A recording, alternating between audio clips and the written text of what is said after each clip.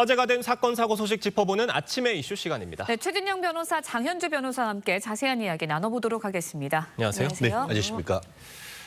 앞서 전해드린 대로 윤석열 전 대통령은 내란 우두머리 혐의 첫 형사 재판에서 93분간 직접 발언하면서 공소 사실을 전면 부인했습니다. 먼저 탄핵 심판 당시에 윤 전 대통령의 발언 직접 들어보겠습니다. 실제 아무런 일도 일어나지 않았는데 뭐 지시를 했니, 지시를 받았니, 뭐 이런 얘기들이 마치 그 어떤 호수 위에 떠 있는 달그림자 같은 걸 내란죄를 씌우려는 공작 프레임입니다. 정말 그런 생각이었다면 고작 280명의 실무장도 하지 않은 병력만 투입하도록 했겠습니까? 윤 전 대통령이 어제 형사 재판에서도 결국 내란이 아니었다라는 주장을 93분, 그러니까 1시간 반 넘게 얘기를 한 건데 검찰의 주장을 조목조목 반박을 했다고 합니다. 그렇습니다. 사실 그 법정에서 처음에 시작이 되면은 인정신문이라고 해서 신분 확인하고 그 다음에는 검찰이 기소 여지 진술합니다. 그럼 그것에 대해서 공소 사실을 인정하는지 여부에 대해서 변호인한테 묻고 변호인이 답을 하면은 재판장님이 직접 피고인한테 묻습니다. 변호인의 의견과 같습니까? 그런데 오늘 같은 경우에는 단순히 어떤 그 변호인의 의견으로 가름하는 것이 아니고 앞에 한 1시간 정도 그 검찰이 프레젠테이션 한 것에 대해서 오전에 한 30분 정도, 오후에 거의 1시간 정도, 거의 90분이 넘게 윤석열 대통령께서 직접 어떻게 보면 재판부에 대해서 본인이 무고함을 밝혔다라고 하는데요. 아시다시피 공소사실 자체가 국헌문란 목적으로 2024년 봄에 이게 계엄을 계획했고 그리고 가을에 김영현 장관을 임명했으며 그리고 결국 12월 3일 날 계엄을 선포했다. 이렇게 돼 있는데 그 하나하나에 대해서 어떻게 보면 법조인으로서 어떻게 보면 상당히 이것을 심도 있게 비판을 했는데요. 결국 국헌문란 목적이 아니고 나는 대한민국의 자유민주적 기본 질서를 회복시키기 위한 것이고 또 2024년 봄에 계획을 했다라고 하지만 그건 넌센스다.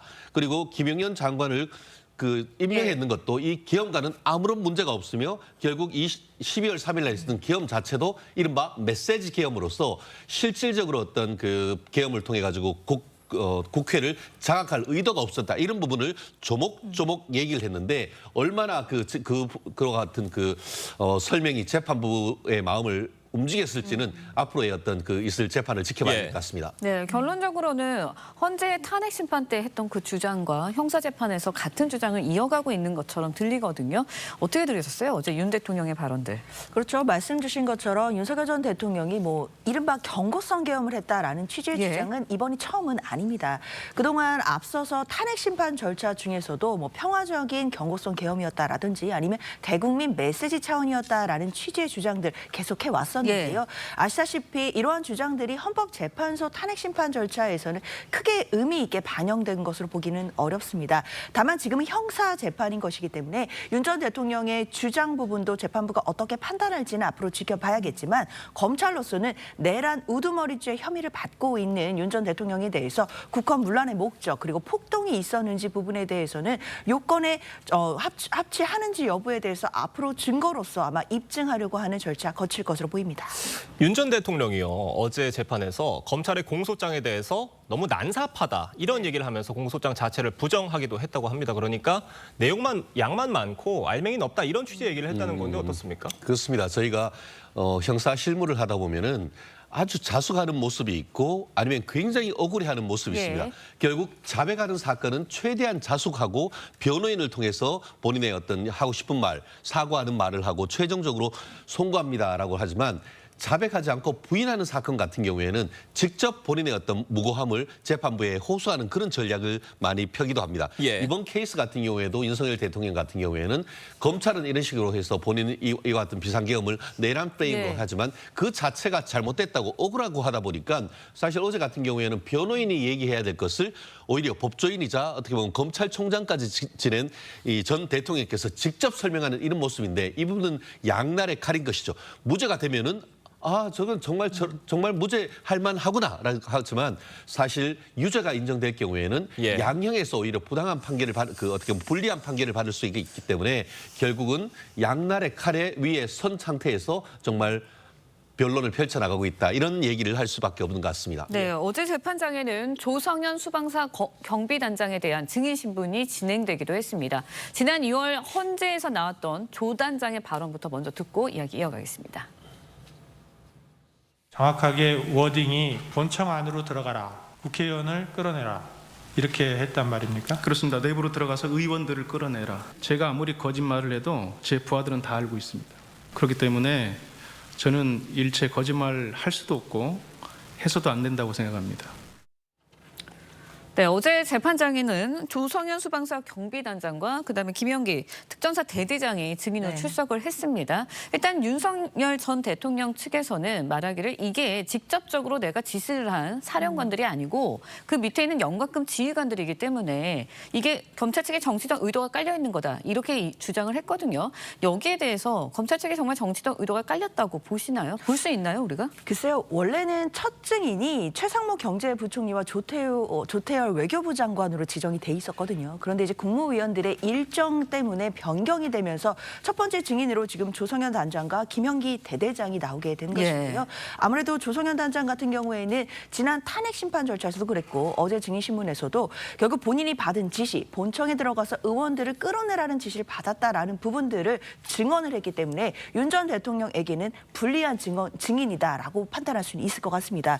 그런데 윤석열 전 대통령 측에서는 결국 이의를 제기한 부분이 이런 단장이나 대대장 같은 경우에는 대통령과 직접 접촉한 사람들이 아니기 때문에 사령관들과 대통령이 어떤 커뮤니케이션을 했는지를 먼저 봐야 되는 것 아니겠느냐. 그렇지 않으면 선입견이 생길 수 있다라는 취지로 지금 좀 이의를 제기하고 있는 것으로 봐야 될 것 같은데요. 그런데 이제 뭐 증인 신문이라는 것이 어제 하루하고 끝이 아니고 앞으로도 추가적으로 증인 신문 절차들이 예정되어 있기 때문에 재판부로서 이것만으로 뭐 선입견을 갖는다 이렇게 보기는 어려울 것 같습니다.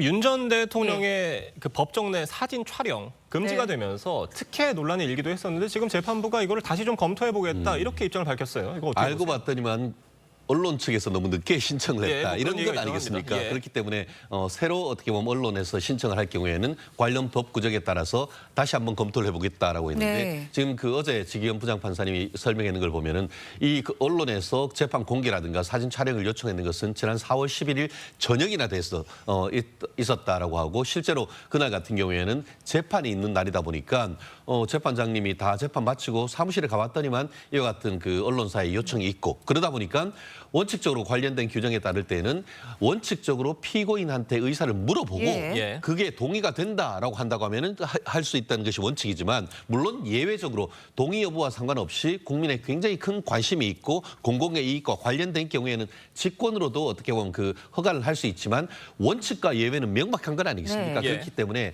재차 다음 기일에 지금 뭐 매주 지금 한 번씩 재판을 하고 있기 때문에 재차 언론사에서 공식적으로 요청할 경우에는 그것에 대해서 윤석열 대통령 측 변호인단에게 확인을 한 다음에 최종 결정을 한다라고 했습니다. 그러다 보니까 이걸 가지고 뭐 특혜네 아니네 하는 것은 하나의 해프닝에 불과한 것이고 최종적으로 다음 주나 그 다음 주 재판부에서 어떤 결정을 할지 지켜봐야 될 것 같습니다. 네, 네. 저희가 다음 이야기도 좀 해보겠습니다. 네.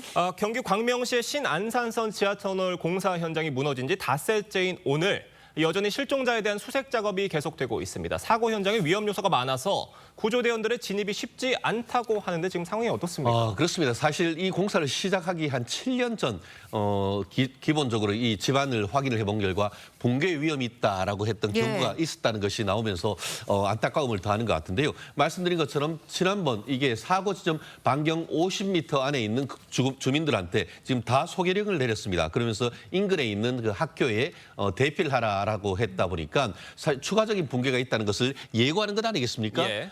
결국 추가적인 붕괴뿐만 아니고 예. 현장에 지금 다가가지도 못하는 그런 상황이다 보니까 굉장히 주변에 있는 분들 같은 경우에는 좀 생계에 굉장히 위협을 느끼는 것 같은데 현실적으로 지금 이 부분도 무너지고 하는 과정에서 이걸 점검하는 과정에 한 사람이 사망했는 건 아닙니까? 예. 그렇기 때문에 일단 조금의 불편이 있다 하더라도 이 부분에 대해서는 안전을 우선하는 것이 지금으로서는 조금 더 우선이 아닌가 생각을 합니다. 네, 수색 작업도 이어지고 있지만 동시에 이제 공사 현장 붕괴 책임이 어디 있는지 이 수사에도 집중을 좀 하고 있는 것 같습니다. 맞습니다. 시공사의 초동 대처 적절했는지 이 부분 들여다볼 것 같은데 어떻게 판단하세요? 그렇죠. 일단 지금 작업자 한 명이 아직까지도 예. 실종 상태이기 때문에 안타까운 마음이 드는데요. 경찰로서는 지금 상황에서 초동 조치라든지 여러 가지 전반적으로 부실한 시공이 있었는지 수사를 해야 될 것으로 보입니다. 일단 입건 전 조사에 착수를 했는데 내사에 착수했다라고 보면 될 것 같고요. 예. 특히 붕괴 당시에 현장에 있었던 근로자들 한 12명 정도를 일단 입건 전에 조사를 했다라고 합니다. 아무래도 지금으로서는 붕괴가 일어난 이유를 찾는다라기보다는 당시 상황에 대해서 우선적으로 조사한 것으로 보이는데 앞으로 상황에 따라서 경찰로서는 이제 수사에 또 면밀히 착수를 해서 이번 붕괴 사고의 원인에 대해서도 밝혀내야 될 것으로 보입니다. 네, 알겠습니다. 오늘 두 분 말씀은 여기까지 듣도록 하겠습니다. 감사합니다. 고맙습니다.